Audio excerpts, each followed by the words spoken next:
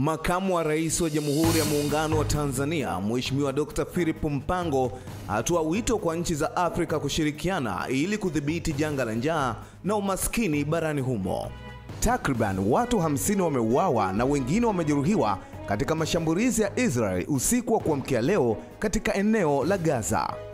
Na katika michezo, timu ya Simba yazuru kaburi la hayati Ali Hassan Mwinyi kuelekea mchezo wa fainali ya pili kombe la shirikisho barani Afrika utakaochezwa tarehe 25 mwezi huu katika uwanja wa New Amani Complex visiwani Zanzibar.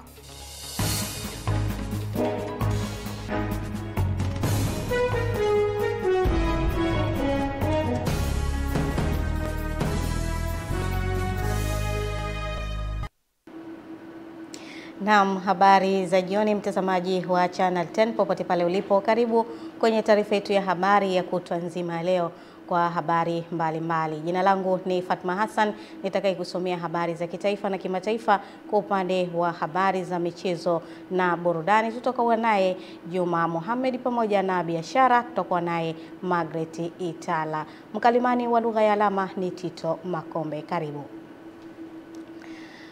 Makamu wa Rais wa Jamhuri ya Muungano wa Tanzania, Mheshimiwa Dr. Philip Mpango, ametoa wito kwa nchi za Afrika kushirikiana kwa pamoja ili kudhibiti janga la njaa na umasikini pamoja na kuharakisha maendeleo ya wananchi vijijini, kwa kuwa masuala hayo ni janga linalovuka mipaka ya nchi. Hamisi Mkotia anaarifu zaidi.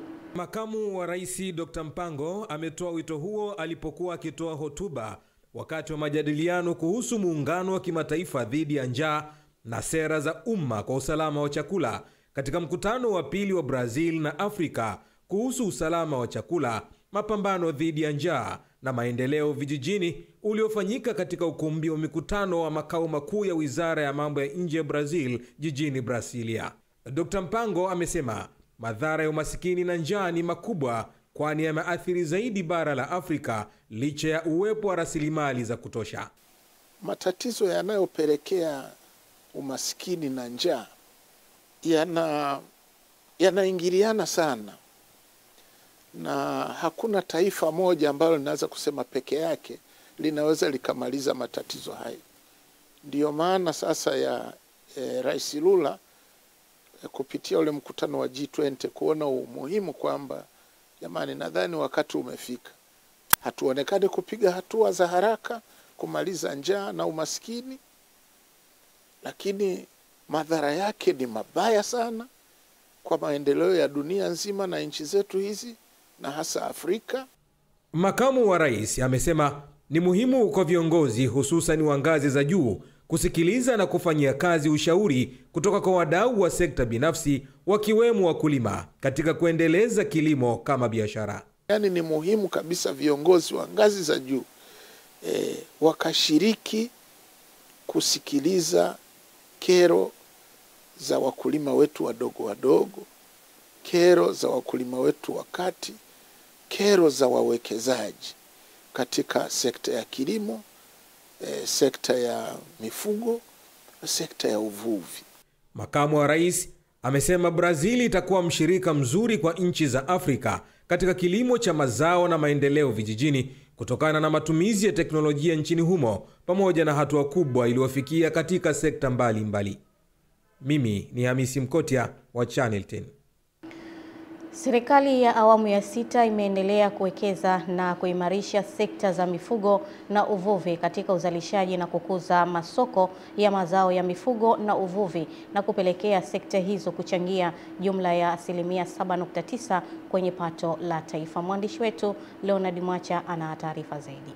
Waziri wa Mifugo na Uvuvi Daktari Ashatu Kijaji ameliambia bunge mafanikio hayo na umuhimu wa sekta hiyo kwa wananchi na taifa wakati akiwasilisha makadirio ya mapato na matumizi ya Wizara ya Mifugo na Uvuvi kwa mwaka wa fedha 2025-26. Katika mwaka 2020-2023 sekta ya mifugo ilichangia 6.2% ya pato la taifa. Aidha, sekta hii inatoa ajira kwa kaya milioni 4.6. Sekta hii imekuwa na mchango mkubwa katika uzalishaji wa malighafi za viwanda na kuchangia ongezeko la upatikanaji wa fedha za kigeni kupitia mauzo ya mazao ya nyama na ngozi nje ya nchi. Sekta ya uvuvi ilichangia 1.7% kwenye pato la taifa letu na kukua kwa 1.4%.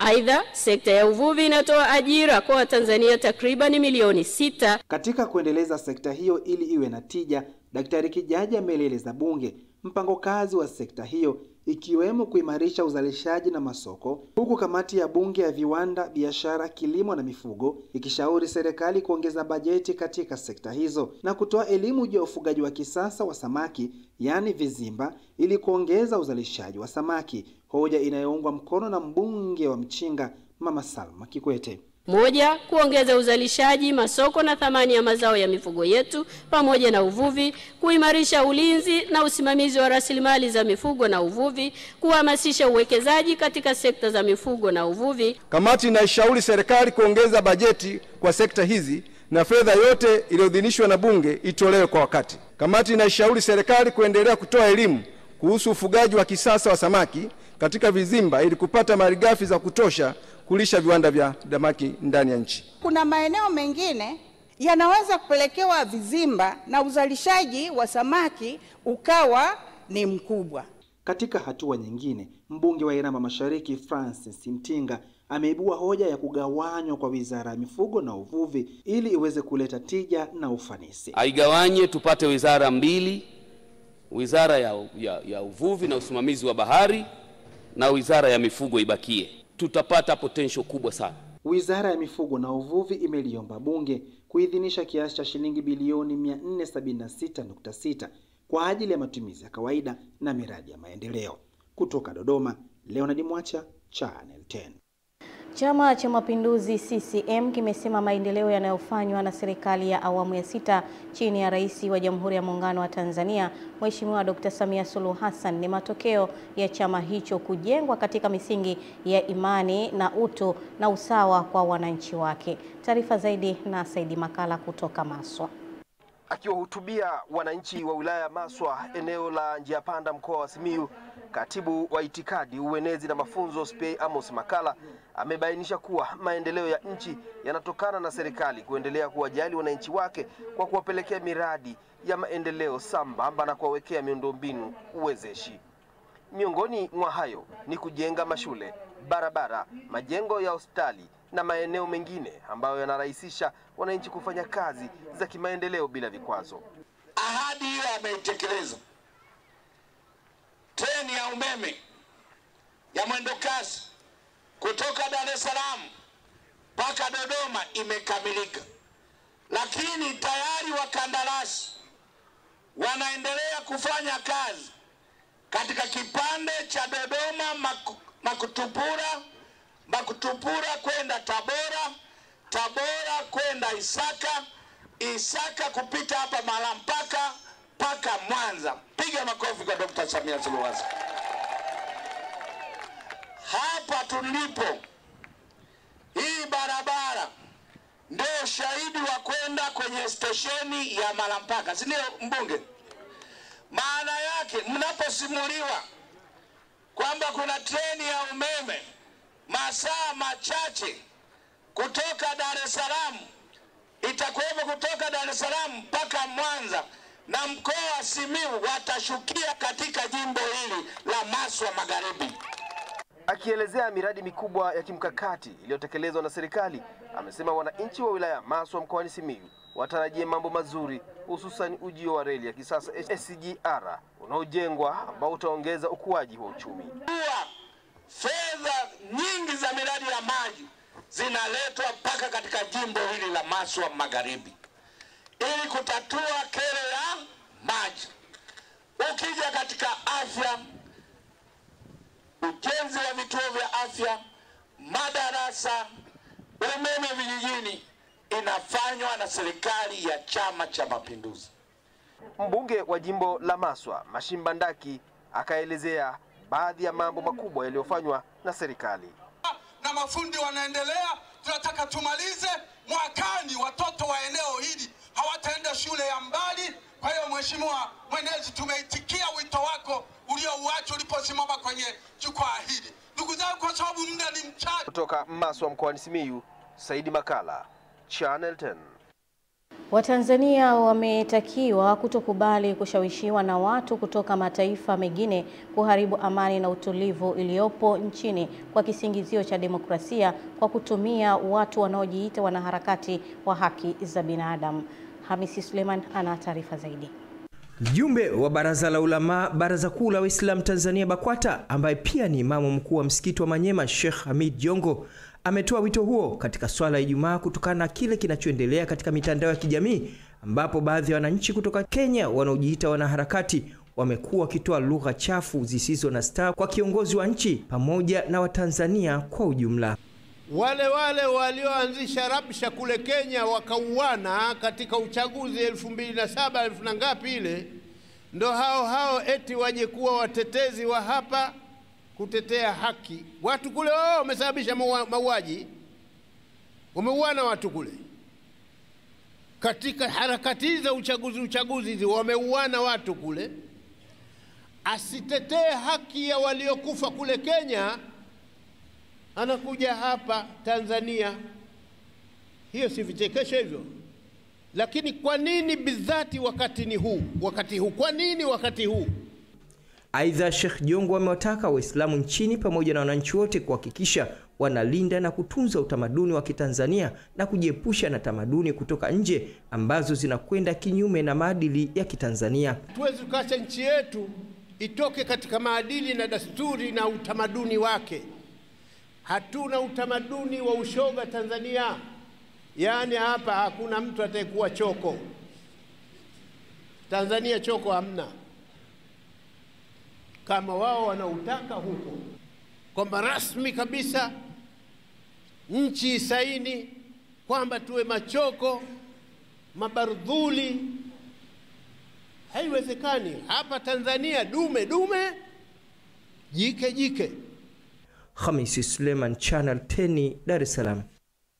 Jeshi la polisi mkoani Tanga limewashikilia watuhumiwa 23 kwa makosa mbalimbali, wakiwemo wasafirishaji wa meno ya tembo yenye uzito wa kilogramu 29 kwa kutumia pikipiki, sambamba na kosa la kusafirisha dawa za kulevya aina ya mirungi. Taarifa zaidi na Raya Kipingu. Taarifa iliyotolewa na kamanda wa polisi mkoa wa Tanga Almachus Mchunguzi imefafanua kukamatwa kwa watuhumiwa hao ambao wanatokea mikoa mbalimbali na tayari wote wamefikishwa mahakamani kwa hatua zaidi. Wilaya ya Korogwe, mtaa wa Kiloza, kata ya Magilageleza, tarafa ya Mombo, alikamatwa Meshaki Enoki, miaka 31, Mnyakyusa, dereva na mkazi wa Same, mkoa wa Kilimanjaro, akisafirisha dawa kulevya aina ya mirungi bunda 1250. Aidha, imefanikiwa kuwakamata watuhumiwa watatu wakisafirisha meno ya tembo yenye uzito wa kilogramu 29 na gramu 30. Aidha, katika watuhumiwa hao pia wamekamatwa wahamiaji haramu raia wa Ethiopia walioingia nchini bila kibali. Jumla ya wahamiaji 11 raia wa Ethiopia walikamatwa kwa kosa la kuingia nchini bila kibali, wakisafirishwa kwenye gari namba T 130 EEG aina ya O yenye tela namba T 987 EFF. Watuhumiwa wote wamefikishwa mahakamani kwa hatua za kisheria. Katika hatua nyingine, pia jeshi hilo la polisi limeeleza mafanikio yaliyopatikana kutokana na kukamatwa kwa watuhumiwa wa makosa mbalimbali, ikiwemo waliofungwa vifungo vya miaka 30. Kutoka Tanga, Raya Kipingu, Channel 10. Asante Raya Kipingo kwa taarifa hiyo. Waziri wa Elimu, Sayansi na Teknolojia Profesa Adolf Mkenda amesema kituo cha umahiri cha Afrika Mashariki cha magonjwa ya moyo na mishipa ya damu kitakachojengwa hapa nchini kitakuza utolewaji wa huduma za kibingwa katika ukanda wa Afrika Mashariki na Afrika kwa ujumla. Tupate taarifa kamili.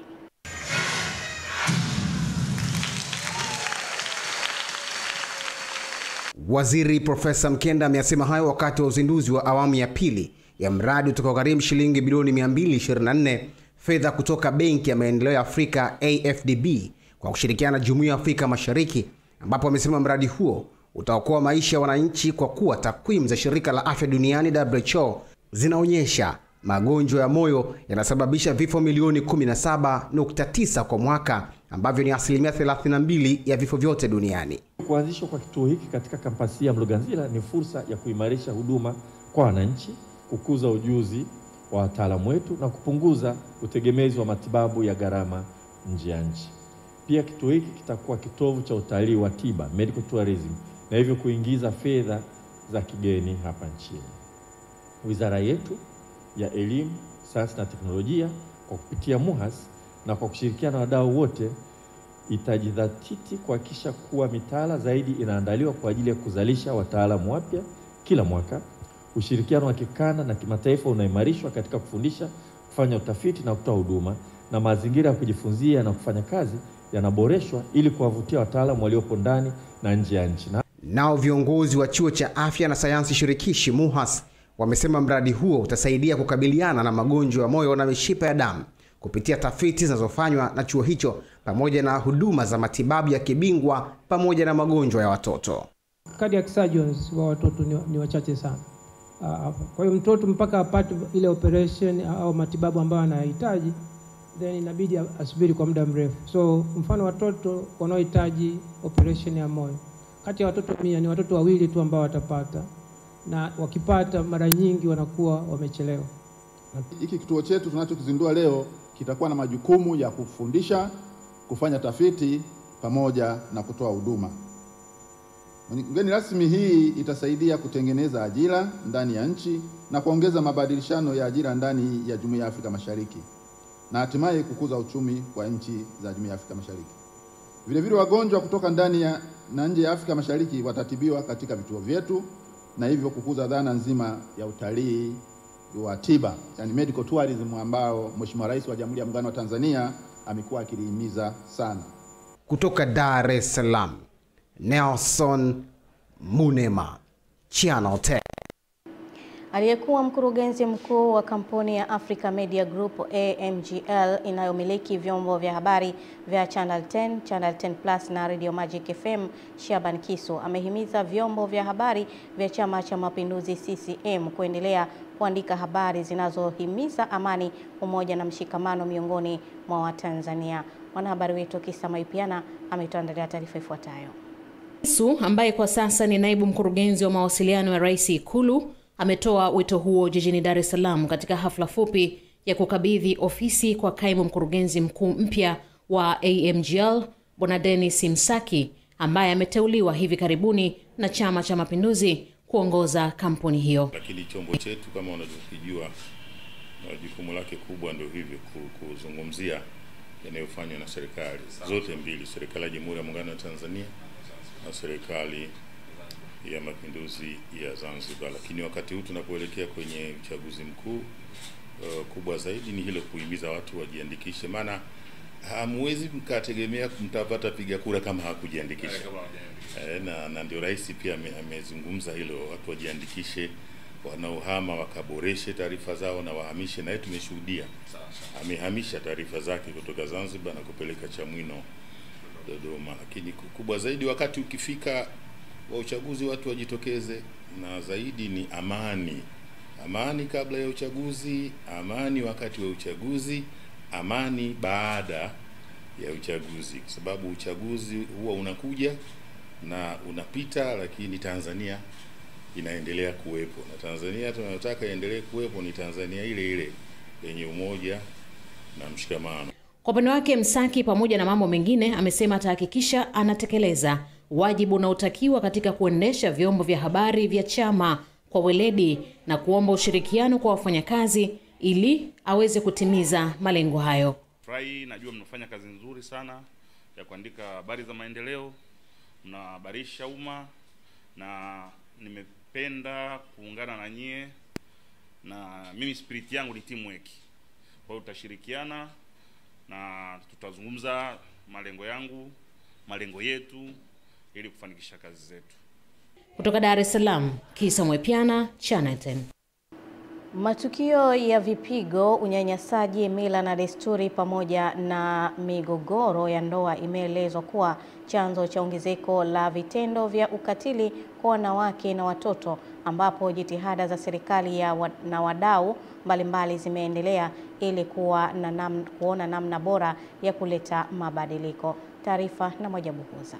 Kauli hiyo imetolewa wakati wa kikao kazi cha viongozi wa dini, kimila, watu maarufu na vijana, ambapo changamoto kubwa imeonekana ni mgawanyo wa majukumu na usawa unachangia ukatili katika familia. Pale baba anaposhindwa kutimiza majukumu yake katika familia, heshima ndipo inapoanza kushuka. Baba anatumia nguvu ya kipigo kwamba anaweza karudisha heshima katika familia badala ya kusema kwamba yeye asimame kama baba katika familia. Ambacho ningeshauri viongozi mbalimbali, wazee wa kimila, lakini pia wachungaji waende katika jamii wakawaelimishe, wawashauri kwamba tunataka tuishi kwa usawa. Katika kupinga ukatili na kuleta mabadiliko katika jamii, shirika la Umoja wa Mataifa linaloshughulikia masuala ya wanawake, UN Women, limekutanisha viongozi hao ambao wana nafasi kubwa ya kuelimisha jamii ambayo kwa sasa imeelezwa kukengeuka kimaadili. Siku zote shetani hana tabia nzuri na hana matendo mazuri, na matendo yake siku zote yanaleta shida. Na kwa nini migongano hiyo inakuja? Ni watu kuto kumkubali Mungu.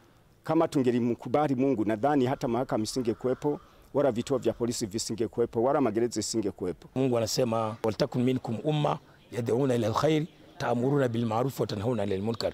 Kwamba lipatikane kundi miongoni mwenu, kundi ambalo litakalokuwa linakuja kulingania kukataza mambo mabaya na kuamrisha mambo yaliokuwa mema. Ndio kazi yetu sisi masharti tunaifanya. Hapa wito unatolewa kwa washiriki kutumia elimu hiyo kutokomeza vitendo vya ukatili mkoa wa Kigoma, pamoja na mashirika yanayotekeleza mradi huo kividea na kimvulini kwa mkoa wa Kigoma kusimamia vyema utekelezaji huo. Kuamini kwamba sasa katika uwepo wenu viongozi wa dini na wazee maarufu katika maeneo, tunataka kuamini mtakwenda kutusaidia kutafuta namna bora ya kuweza kupunguza changamoto hizi, kama sio kuzimaliza kabisa. Na kwa sababu viongozi hawa dini na viongozi wa kimila, kuna mambo pia tunakubaliana. Kwa hiyo tukienda huko kwenye mitaa, kwenye kata, wakati kwa kuelimisha jamii, tutashirikiana nao kuhakikisha kwamba jamii yetu inabadilika. Mwajabu Huza, Channel 10, Kigoma.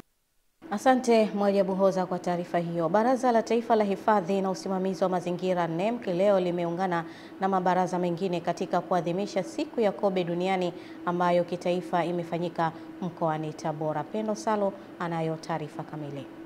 Je, unamfahamu kobe? Inaelezwa kuwa kobe ni mnyama rafiki wa mazingira kutokana na kuwa na tabia ya kupenda kuishi katika maeneo masafi na kupenda kula zaidi kabeji ikilinganishwa na vyakula vyake vingine ambavyo huvitumia, huku umri wake anaishi kati ya miaka 100 hadi 300. Kobe ni moja kati ya viumbe ambao wanakuwa na uwezo mkubwa sana wa kuishi, ambao wanakadiriwa kuishi kuanzia miaka 100 na zaidi, kutokana na sheri ambao wanakuwa nalo ama ile gamba la nje ambao wanakuwa wanalitumia kama silaha dhidi ya maadui. Lakini pia wanakuwa na low metabolic acid, ule uwezo wao wa kumeng'enya chakula unakuwa ni mdogo. Kutokana na sifa hizi za mnyama kobe zinafanya wengi wavutiwe na mnyama huyu, lakini kwa mujibu wa sheria ya wanyamapori ya mwaka 2009 inazuia mnyama huyu kumilikiwa kiholela. Ni moja kati ya nyara ambazo of course mtu haruhusiwi kuwa naye bila kibali. Kwa hiyo kimsingi mtu akimpata kobe eneo lolote anapaswa kumpeleka kwenye sehemu yoyote ya uhifadhi au ili aweze kutunzwa, au kwa sasa kuna sheria zinazoruhusu watu kufungua mashamba na kumiliki nyara. Katika kuadhimisha siku hii ya kobe duniani iliyobeba maudhui muhimu juu ya mnyama huyu, wataalamu kutoka NEMC wamefika hapa kujionea na kutoa elimu ya umuhimu wa kobe katika uhifadhi wa mazingira. Novatus Felix Moshi ni kaimu meneja NEMC kanda ya kati. Baadhi ya kobe sasa hivi wako katika mazingira ambayo ni hatarini kutoweka. Kwa hiyo maana yake tusipoongeza juhudi katika shughuli za uhifadhi wa mazingira, tusipoongeza juhudi kutambua kwamba tunao wajibu wa kuhifadhi mazingira kwa ajili ya kuwezesha viumbe kama hawa jamii ya kobe na wengine waweze kuishi, maana yake tutapoteza hawa viumbe. Kwa hiyo sisi rai yetu kubwa ndio hiyo kwamba maisha ya kobe yana thamani kama alivyo maisha ya binadamu. Kwa hiyo tuthamini uhifadhi wa mazingira. Kwa maana hiyo pia tuepuke kuchafua mazingira, tuepuke kutupa taka ovyo, kwa mfano za plastiki. Kutoka Tabora, Pendo Salu, Channel 10. Mkurugenzi wa halmashauri ya jiji la Dar es Salaam Elihuruma Mabelia ameizindua ofisi ya mkuu wa kanda ya kwanza kwa ajili ya kukusanya mapato iliyopo Upanga, ambayo itaongeza ufanisi kwa watumishi, ikiwa ni sehemu ya kuhamasisha utendaji kazi wa watumishi wa halmashauri ya jiji hilo. Akizungumza wakati wa uzinduzi wa ofisi ya mkuu wa kanda hiyo kati ya kanda 7 zilizopo, Elihuruma amesema kuwa uzinduzi wa kanda hiyo ni muhimu kwa utendaji kazi na kuwafikia kwa urahisi kwa wafanyabiashara, sambamba na kufikia lengo la kukusanya mapato kwa halmashauri. Hii namba 1 ambayo ina mchango mkubwa kwenye bajeti ya halmashauri ya jiji la Dar es Salaam. Sasa leo ilikuwa ni uzinduzi wa ofisi ambayo kimsingi itakwenda kuchochea kasi ya utendaji kazi wa kanda namba 1. Na ofisi hii tunashukuru makampuni yameendelea kujitokeza kuiunga serikali mkono, kwa maana ya kutoa sehemu ya faida ambayo wanazipata ili kuunga mkono juhudi za serikali. Ambayo tunatakiwa kukusanya ni bilioni 35 point, ambayo ni mapato ya wazi na mapato fungiwa. Lakini pesa ambayo tunaifuata moja kwa moja sokoni ni bilioni 18.8, ambayo kufikia sasa hivi kiasi ambacho mkurugenzi anatudai ni kiasi cha milioni 605, sawa na 3% kufikia lengo. Hatuna zaidi ya kusema mama anatupa mazingira mazuri sisi wadau kuweza kuendelea kuungana na serikali katika kuchangiana ili kufikisha lengo la kuimarisha huduma na maendeleo kiujumla katika nchi. Na mtazamaji, taarifa hiyo inatupeleka moja kwa moja kwenda kuziangaza taarifa kwa upande wa kimataifa. Takribani watu 50 wameuawa na makumi ya wengine wamejeruhiwa katika mashambulizi ya Israel usiku wa kuamkia leo huko Gaza, ambapo shirika la Wafa limesema kwa upande huo wa Palestina. Jeshi la Israeli limeendelea na mashambulizi yake na limetangaza kwamba operesheni zake dhidi ya makundi ya kigaidi zinaendelea kote katika ukanda wa Gaza. Taarifa ya jeshi la Israeli imesema magaidi kadhaa wameuliwa na kwamba jeshi limeharibu kambi za kijeshi, silaha na maeneo ya kulihifadhia vifaa vya kijeshi. Madai hayo hayataweza kuthibitishwa na duru zinazotegemea upande wowote. Vita vya Gaza vilivyochochewa na shambulio baya la kigaidi lililofanywa na Hamas na wanamgambo wengine nchini Israel mnamo Oktoba 7 mwaka huu, mwaka 2023, mamlaka ya afya inayodhibitiwa na Hamas imesema vita hivyo vimewaua zaidi ya Wapalestina 53,000. Na rais wa Marekani Donald Trump anapendekeza kutozwa kodi zaidi kwa 50% kwa bidhaa zote zinazoingizwa nchini mwake kutoka Umoja wa Ulaya na 25% kwa kampuni ya simu ya iPhone. Rais Trump amesema amefikia hatua hiyo baada ya kuona mazungumzo ya pande mbili kutosogea popote, msimamo ambao umeuandika katika ukurasa wake wa mtandao wa kijamii leo Ijumaa, ambapo amependekeza tozo hizo mpya zianze kutumika Juni mosi. Tangazo hilo linalochochea kuongezeka kwa vita vya Trump vya kibiashara na Umoja wa Ulaya, ambapo awali alipendekeza tozo za 20% kwa bidhaa zote zinazoingizwa nchini humo kutoka Umoja wa Ulaya na baadaye kupunguza hadi 10% mpaka Julai 8 ili kutoa muda kwa mazungumzo yaliyokuwa yakiendelea. Rais huyo wa Marekani pia ametishia kuweka tozo ya 25% katika uingizaji wa bidhaa za iPhone ambazo hazijazalishwa Marekani. Na mtazamaji, taarifa hiyo kwa upande wa huko Marekani inahitimisha sehemu ya kwanza ya taarifa yetu ya habari. Mimi ni Fatma Hassan na mwenzangu ni Tito Makombe.